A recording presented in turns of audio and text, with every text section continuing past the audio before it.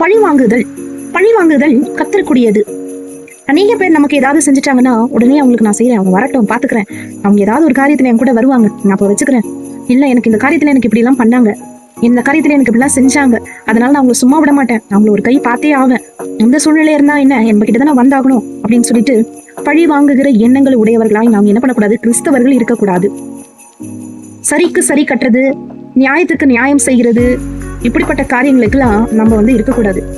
நமக்கு தீமை செய்தாலும் அவர்களுக்கு நன்மை செய்ய வேண்டும் என்று வேதம் சொல்லுகிறதுங்க. உபாகமம் 32:35 பழி வாங்குவதும் பதிலளிப்பதும் எனக்கு உரியது, ஏற்ற காலத்தில் அவர்கள் என்னுடைய கால்களில் தள்ளுண்டு அவர்களுடைய ஆபத்து நாள் சமீபயிற்று, அவர்களுக்கு நேரிடும் காரியங்களை தீவிரித்து வரும். அவர்களுக்கு வருகிற காரியம் தீவிரித்து வரும். நீங்க பழி வாங்குறதுக்கோ நியாயம் சொல்றதுக்கோ நம்ம யாரும் கிடையாது. பழி வாங்குறதும் நியாய தீர்ப்பின்படி நியாய தீர்க்கிறதும் கர்த்தருடையது. கர்த்தர் பார்த்துக் கொள்வார். கர்த்தர் உங்களை ஆசீர்வதிப்பார்.